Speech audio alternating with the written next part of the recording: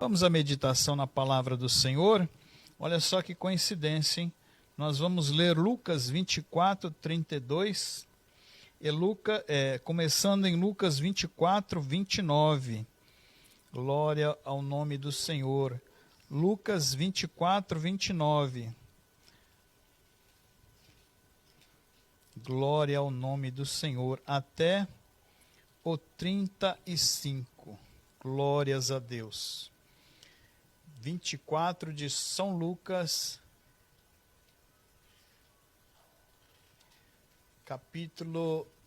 versículo 29 a seguir. Glória a Deus.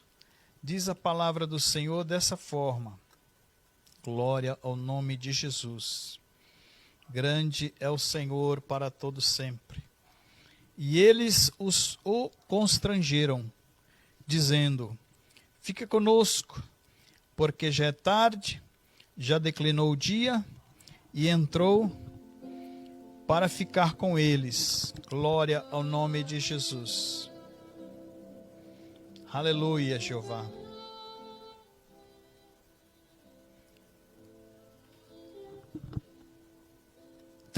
E aconteceu que, estando com eles à mesa, tomando o pão, o abençoou e partiu-lhe deu. Abriram-se-lhe então os olhos e o conheceram, mas ele desapareceu-lhes. E disseram um para o outro: porventura não ardia em nós o nosso coração, quando pelo caminho nos falava, e quando nos abria as Escrituras? E na mesma hora, levantando-se, tomaram para Jerusalém, e acharam congregados os 11 e os que estavam com eles, os quais diziam: ressuscitou verdadeiramente o Senhor, e já apareceu a Simão Pedro. E eles lhe contaram o que acontecera no caminho, como deles fora conhecido no partir do pão. Aleluia! Glórias ao nome do Senhor, Deus Todo-Poderoso. Aleluia! Glória a Deus. Aqui a Bíblia fala, depois da morte e ressurreição de nosso Senhor Jesus Cristo. E os fatos que se seguiram após isso foi de uma grande movimentação naquela cidade chamada Jerusalém.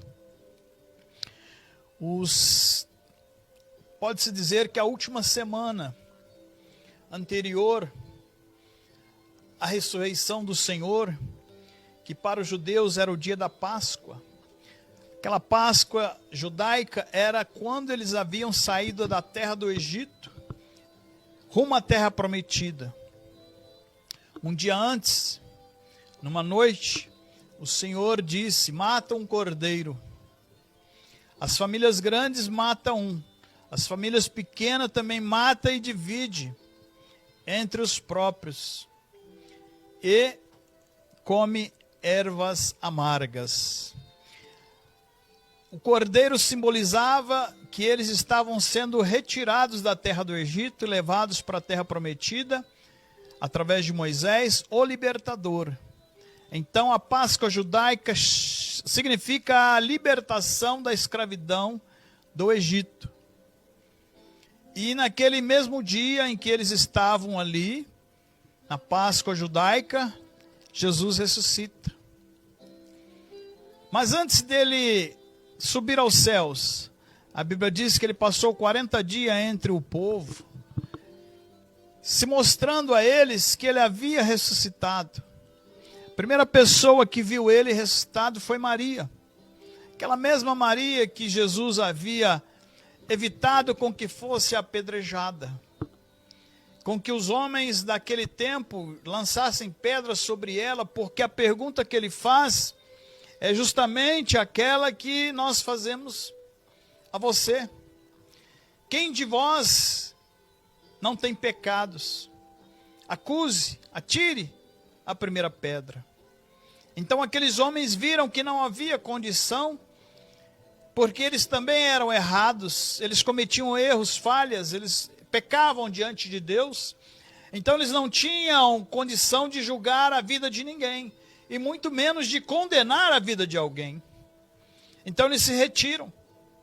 E essa mulher, a Bíblia fala que ela foi liberta de 7 espíritos malignos.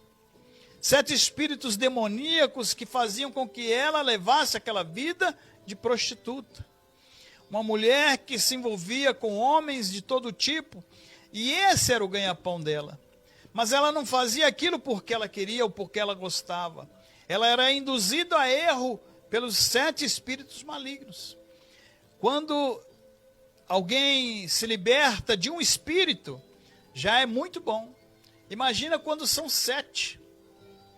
Eu já vi casos assim, de pessoas sendo libertas. Por quê? Porque fizeram pacto, porque fizeram aliança, porque tiraram sangue, porque rasparam a cabeça, porque fizeram votos de entregar a sua vida para alguma entidade, para algum espírito, com a promessa de que ele iria cuidar daquela vida. Mas com Maria não foi assim. Ela passou pelo precipício. Ela chegou à beira da morte e do inferno. Mas Jesus foi lá e trouxe ela, resgatou ela. Aleluia. E Ele está resgatando você nessa noite. E Ele está mudando a sua história, a sua vida nessa noite. Ele está transformando o seu lar, a sua casa, a sua família em uma bênção do Senhor. Aleluia. Deus, Ele pode transformar o universo. E Ele vai fazer isso brevemente.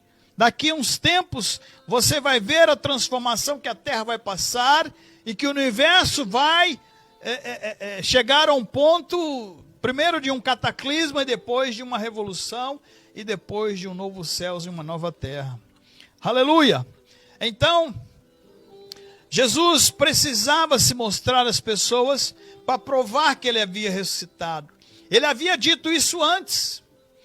E a Bíblia diz assim: vinde a mim todos que estáis cansados, oprimidos e sobrecarregados, e eu vos aliviarei. Tomai sobre vós o meu jugo, porque ele é manso, porque ele é leve e porque ele é suave. Então esse discurso de Jesus chegava ao coração das pessoas. Por quê? Porque desde Moisés lhes era prometido o Messias, o Salvador de Israel, o Salvador daquela nação. Então, na última semana de Jesus, foi um reboliço, foi um alvoroço. Ele começa ali dizendo para os seus discípulos, ele fora da cidade, ele vai lá e diz: olha, entra na cidade e procura um homem que ele vai lhe separar um animal, um jumento. E eu subirei nesse jumento. Assim foi a instrução para os seus discípulos. E eles entraram na cidade. E juntamente com eles, Jesus entrou assentado, montado nesse animal. Aleluia. Um animal simples. Não era um cavalo de um rei, não era um alazão, não era um manga larga, não era um animal de luxo. Não havia uma sela de ouro, não havia um estribo para ele subir e firmar os seus pés. Não havia nada que pudesse fazer com que ele entrasse naquela cidade e fosse reconhecido como Senhor, como Rei, como alguém importante. Mas o que fazia Jesus ser conhecido eram os milagres que ele realizava, eram os prodígios, eram as maravilhas, era a libertação que ele trazia para a vida das pessoas. Então ele entra naquela cidade, montada naquele jumento, montada naquele jegue, montada naquele burro, naquele animal. E as pessoas vão à frente dele e dizem: Hosana, aquele que vem em nome do Senhor. Bendito seja aquele que vem em nome do Senhor. Aleluia.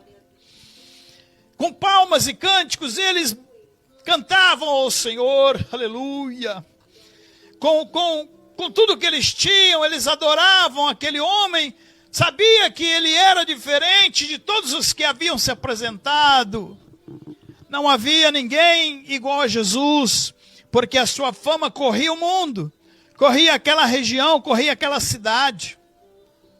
E as pessoas simples, as pessoas humildes como nós, reconheciam nele o Salvador, reconheciam nele o Messias, reconheciam nele alguém que modificava, que tirava do túmulo a pessoa de Lázaro, que tiravam aquele jovem gadareno, tirava dos túmulos do cemitério. Aquele caixão que havia aquela criança, ele para o enterro e ali ele traz a criança de volta à vida. Ele chega no casamento e transforma a água em vinho. E as pessoas veem que o vinho, o segundo vinho era muito melhor que o primeiro em qualidade. Então as pessoas viam naquele homem alguém diferenciado. E nesse dia ele entra na cidade de Jerusalém sendo glorificado, sendo exaltado, sendo bendito pela população. E aquilo ali era só o começo. Durante a semana, quando os fariseus, fariseu é alguém que acredita na ressurreição. Não xingue ninguém de fariseu, porque você não vai estar ofendendo a ele. Você vai estar dizendo que ele acredita na ressurreição dos mortos. Mas eles eram hipócritas. Aí sim a palavra que diz, que denunciava eles. Quando eles viram aquilo, eles ficaram loucos. Eles ficaram irados, eles ficaram totalmente alienados da situação e falaram: esse homem não pode continuar vivendo, porque senão ele vai tirar aquilo que nós temos, o poder e a autoridade que nós temos sobre o povo. Nós somos os representantes de Deus aqui na terra, o templo está aí e nós vivemos dele e dentro dele. Todo sábado se reunia no templo para poder ler os salmos, para poder ler o Pentateuco. E ali as pessoas cultuavam a Deus. Muitas das vezes havia o sacrifício, mas uma vez por ano era o sacrifício anual. Era a Páscoa judaica. E naquela semana Jesus vem e as pessoas o reconhecem como Senhor e Rei. Rei dos judeus e hoje Rei da humanidade. Bendito seja Deus para todo sempre. E naquele episódio os hipócritas fariseus, ou os fariseus hipócritas, eles procuraram alguém dentre os discípulos que gostasse de dinheiro. Procuraram um corrupto e acharam e encontraram. Dentre os 12 havia um chamado Judas. Esse Judas, ele prepara tudo para que Jesus fosse preso e fosse morto. Mal sabendo ele que era a vontade de Deus com que isso acontecesse. Mal sabia eles que era Deus que havia preparado aquela situação para que Jesus fosse hoje o remidor dos seus pecados. Jesus fosse o salvador da sua alma, fosse aquele que mudaria a sua história, mudaria a sua vida. Glorificado seja Deus, bendito seja o teu nome. Então eles procuram esse discípulo e eles encontram Judas. Talvez eles conversaram com todos eles, imaginando que Jesus não saberia como aconteceria tudo. A armadilha que eles preparavam, a armadilha que eles queriam que ele caísse. E Judas combina. Olha, ele é um homem comum, ele é um homem simples, ele é um homem que se veste como nós. Ele não tem roupa dourada, ele não tem sandálias alparcas, lindas e maravilhosas, confortáveis, não. Ele anda como qualquer um de nós, como qualquer um do povo. Então, como é que nós vamos saber quem é ele? Nós queremos pegá-lo. Olha, nós vamos diariamente à oração em determinado lugar. Monte das Oliveiras. Guarde bem aonde é que nós vamos orar. Ele nos leva para lá e ali ele fala conosco, ele nos ensina as Escrituras, fala dele, fala do passado e do futuro. Quando lá chegarmos, vocês enviam soldados. Vocês vão junto e enviam soldados. E aquele que eu beijar, vocês podem pegá-lo. Vocês podem prendê-lo. porque esse vai ser aquele que vocês vão destruir. Vocês vão acabar com a vida dele. Vocês vão acabar com essa religião nova, vocês vão acabar com esse negócio de Messias. Homem, simples, humilde, não rei, não se vestia como rei. Mas nós sabemos que ele é o Rei dos Reis, aleluia. Glória a Deus, aleluia. Então aqueles hipócritas chegam no Monte das Oliveiras e lá eles se apresentam e perguntam quem é Jesus. Ninguém fala nada. De repente Jesus levanta a voz. Mas o sinal não era ele se apresentar, porque qualquer um deles poderia falar, não, eu sou Jesus. Não, eu sou Jesus. Talvez até para enganar os fariseus, os hipócritas. Então, Judas chega e beija a face de Cristo. E Jesus, sabendo de o que lhe aguardava, o que lhe esperava, ele é levado. Ele é levado preso. Um pouco antes, ele havia tomado a ceia com os seus discípulos. Ele havia comemorado a Páscoa com os seus discípulos. E quando eles terminam, eles vão para o Monte das Oliveiras. Eles cantam um cântico, eles partem o pão, participam do vinho, e eles cantam um cântico e vão para o monte. Quando Judas termina de lhe beijar, os soldados vêm para pegar Jesus. Pedro, o mais afoito de todos, depois Jesus transforma a vida dele, e ele se torna líder da igreja em Jerusalém. Pedro tenta impedir com que um dos soldados chegasse até Jesus. E ele corta a orelha desse soldado. E quando Jesus vê aquilo, ele fala, basta, para, não é assim que o reino de Deus vai ser conquistado. Vai se implantar sobre a terra. Não. Jesus vai e cola de novo a orelha do soldado. Algumas traduções chamam de servo. E, terminando ali aquela cena, eles levam Jesus e se apresentam diante de Herodes, e se apresentam diante de Pilatos. E Jesus passa uma noite toda no calabouço, na prisão. Ali ele estava despido das suas vestes, porque aquela noite seria a última noite de Jesus sobre a terra, porque na sexta-feira, naquele dia, ele morreria pelos nossos pecados. E quando ele é levado diante de Herodes, Herodes estava curioso para saber quem era o homem que o povo respeitava e se dizia Deus, Filho de Deus. Porque um pouco antes, Salomé pede a cabeça de João Batista, primo de Jesus Cristo, que apregoava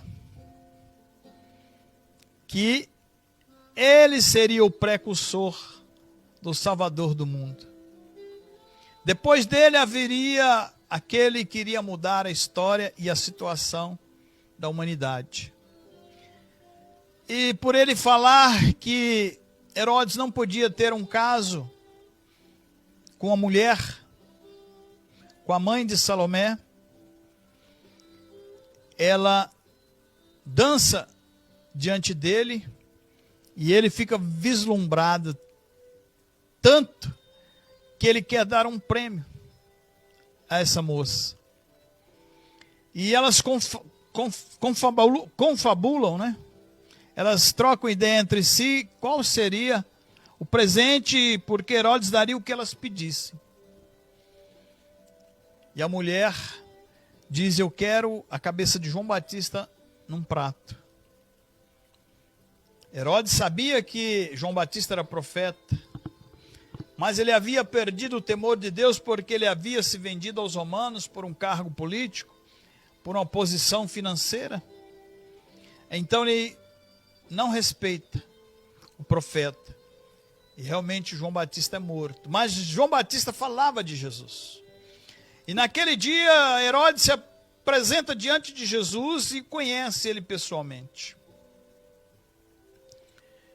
E como ele não tinha jurisdição para matar, ou para prender, ou para julgar e matar alguém, para condenar alguém, ele envia para o governador Pilatos. E quando Jesus chega diante de Pilatos, vocês sabem a cena, Pilatos lava as mãos. Fala: eu não vejo crime nele, eu não vejo que ele tenha feito de mal para alguém, porque tudo que eu ouço é que ele só fez bem, só fez milagres, só curou, só libertou, só salvou. E essa multidão que o acompanha, algum motivo ele tem para isso, não é à toa. Então, ele lava as mãos porque a sua esposa havia tido um sonho. E nesse sonho Deus mostrava para ela: esse homem é justo. Então tudo que fizerem contra ele vão responder diante de Deus. Ele poderia libertar Jesus. Ele poderia tirar Jesus da morte. Mas o plano de Deus era diferente do plano do homem. E os fariseus, os hipócritas, vendo que Jesus estava preso, eles falaram assim: agora nós arrebenta com ele, agora nós acaba com ele de uma vez por todas. Esse homem vai morrer e não vai nunca mais se ouvir falar dele. Então eles incentivam o povo a pedir a troca de um inocente por um culpado. Era um costume da lei, era um costume romano, era um costume das pessoas daquele tempo libertar alguém, dar indulto de livramento a alguém. E o povo pede um homicida, um assassino, um revolucionário, chamado Barrabás. Eu fico imaginando quando Barrabás olha para aquele homem ensanguentado, machucado, aquele homem pisoteado, aquele homem maltratado, e fala: nossa, eu estou sendo liberto e ele está sendo condenado. Não sei se Barrabás mais tarde converteu ou não, a Bíblia não cita mais sobre a pessoa dele. Mas foi mais um milagre que Jesus realizou na vida de um homem. Não é possível que ele ficou insensível àquela situação. Mas nós estamos falando de Jesus. Jesus preso, julgado, condenado e levado à morte. Durante a sua caminhada, lhe deram uma cruz. Alguns quilômetros, lhe deram uma cruz pesada. E conforme ele andava, lhe doía tudo. Porque ele já estava maltrapilho, ele já estava machucado. Haviam-lhe posto uma coroa de espinhos, batido com cana.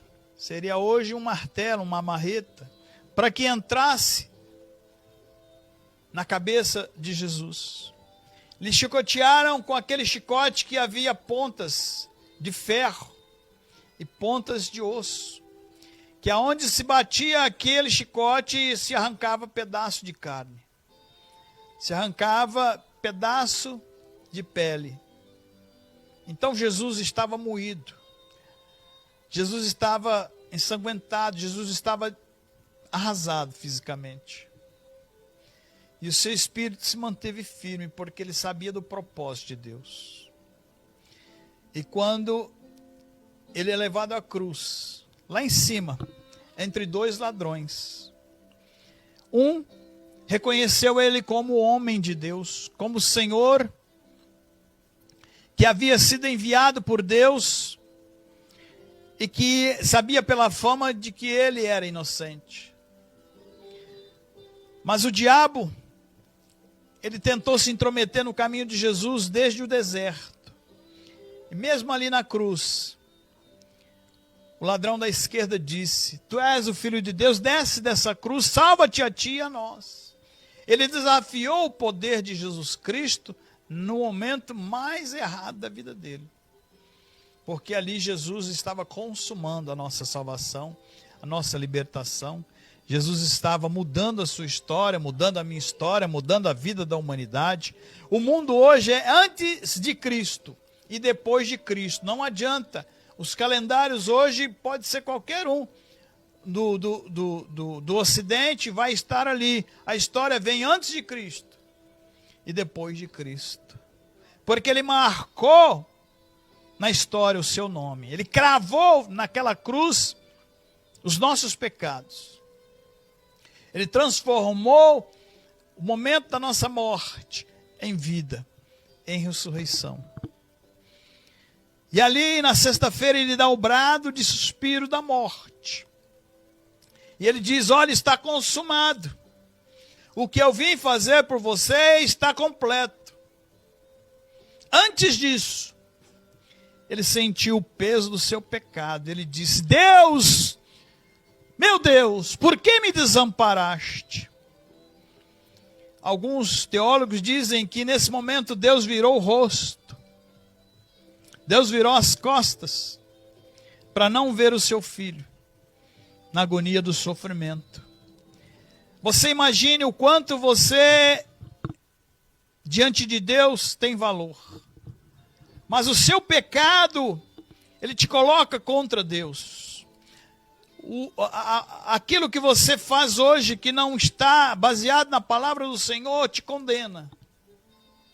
Te joga no inferno. Mas quando você olha para aquela cruz, quando você vê Jesus falando, está consumado, e dando o seu último brado, o seu último suspiro, tudo foi mudado. Ele pagou pelos seus pecados, ele pagou pelos seus erros. Se você é um criminoso hoje, é um assassino hoje, se você é um estrupador, se você é uma pessoa que rouba, que mente, que mata, o sangue de Jesus Cristo, quando você olha para a cruz, ele te liberta, ele te transforma, ele te tira desse mundo e te coloca na presença de Deus. Glórias ao nome de Jesus. Então, por mais que nós tenhamos errado, tenhamos falhado, Deus, ele é fiel para contigo e com a sua palavra. Ele enviou Jesus aqui na terra para salvar aquele que estava perdido. 3 dias depois, primeiro ele é tirado da cruz e levado à sepultura. E ali ele é enrolado em panos e colocado numa caverna, num túmulo. O túmulo nunca havia sido usado por ninguém. E não era enterrado na cova, era colocado em cima de uma pedra. Jesus fica ali a sexta noite, o sábado durante o dia, o sábado durante a noite. E quando chega no domingo de manhã, o primeiro dia da semana do nosso calendário, Maria chega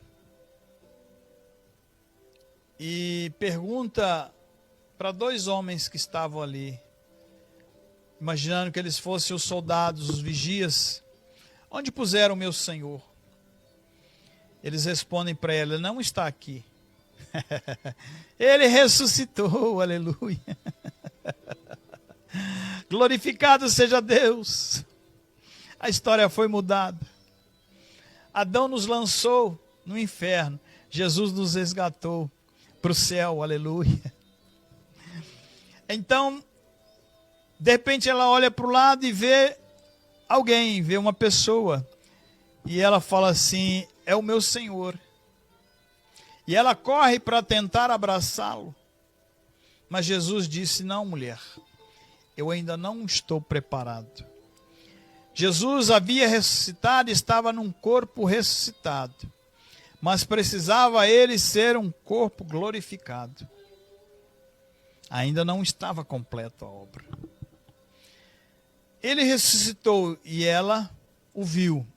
Ela correu e levou a resposta, a notícia para os discípulos. Tomé não acreditou. Sempre tem alguém, né? E Jesus apareceu a Tomé e aos discípulos e se mostrou a eles e falou assim: olha, toca em mim, nas minhas mãos e no meu lado. Vocês vão ver que sou eu. Jesus aparece na praia. Seus discípulos estavam ali pescando. E quando eles retornam, imaginando que havia tudo terminado, tudo encerrado, eles veem peixe sendo frito. E ali Jesus se revela mais uma vez a eles. Se mostra mais uma vez a eles. E nessa caminhada, que ele estava se mostrando, 2 discípulos dos que acompanhavam ali, Judas já havia se matado. O pão foi partido. E a forma como foi na celebração da Páscoa, lá atrás, antes deles irem para o Monte das Oliveiras, antes deles terem cantado um cântico, do mesmo jeito, Jesus fez na casa deles. Por quê? Porque ele estava a caminho de Emaús e eles também caminhavam para ali, porque havia tido tanta coisa que aconteceu, tanto fato, tanto acontecimento, tanta expectativa, tanto alvoroço. E aqueles homens, a princípio, acharam que era apenas mais um estrangeiro desinformado. Mas Jesus sabia quem eram eles. E quando adentraram na casa, que eles foram comer, fica conosco, alimenta-se conosco, passa a noite aqui, depois o senhor segue viagem. Aí Jesus faz a célebre movimentação: esse é o meu corpo, que é partido por vós. Aleluia! Glória ao nome de Jesus. E esse é meu sangue, que é vertido em vosso favor. Então eles falam: é o Mestre. Ele ressuscitou realmente, aleluia. Ele está vivo e reina para todo sempre.